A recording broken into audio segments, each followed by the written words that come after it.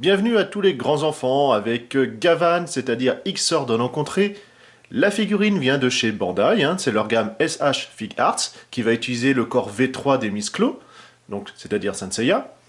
On a voilà une petite boîte assez compacte, avec comme ça la vitre. On peut admirer ainsi le personnage et les différents accessoires directement déjà présentés. Boîte toute grise, un petit peu tout bête. Une position voilà, de combat, enfin plutôt de parade. Derrière, ça nous montre les accessoires, qu'on aura comme ça une tête avec les yeux. Le mouvement de la lame. Bon voilà, un petit exemple de pose. On va tout de suite déballer cela. Micro-notice, pour vous montrer voilà, les différents points, comment changer la tête. Le laser blade. Bon, voilà, on va pas s'attarder là-dessus. La tête avec le laserscope. Donc c'est pour ça qu'il a ses yeux rouges. Alors ce qui est vraiment agréable, c'est que ça soit chromé, en plastique, bien évidemment. Mais quand même, au moins on n'a pas une peinture mate, tant mieux. On note quand même pas mal de détails, voilà, avec ces petites lumières qu'il a sur le dessus de la tête, ce qui est quand même assez agréable. La laser blade, qui est en fait sa lame.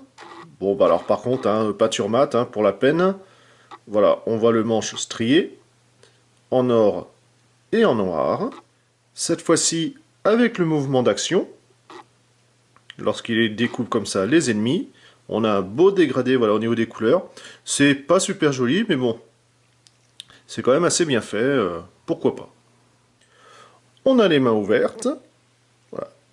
Toujours magnifiquement chromé, le détail de chaque phalange, de toutes les découpes, celles qui permettent comme ça de tenir les armes.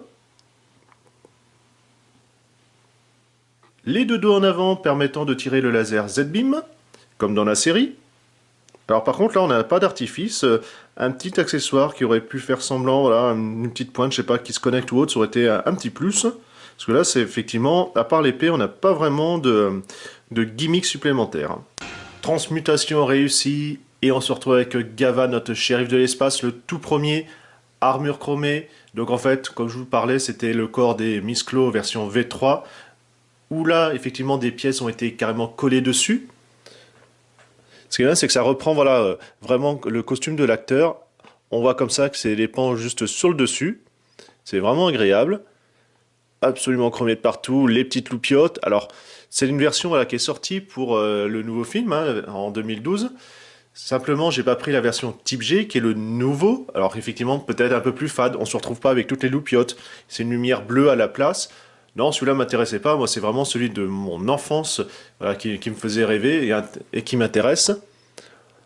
Absolument superbe. On retrouve voilà, le détail un petit peu partout. Vous verrez sur les gros plans.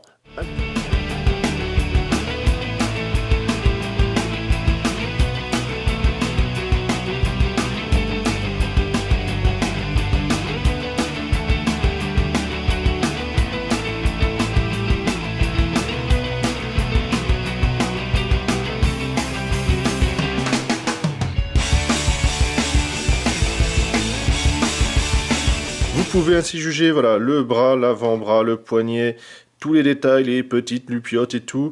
Il est absolument somptueux. Attention aux traces de doigts. C'est voilà, vraiment un beau rendu. Alors bien sûr, forcément, comme c'est full plastique, ça fait un très léger, c'est un corps nu entre guillemets. Donc faut pas s'attendre à plus.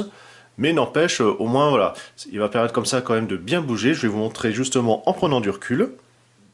Pour les mouvements, le ball joint classique là-haut.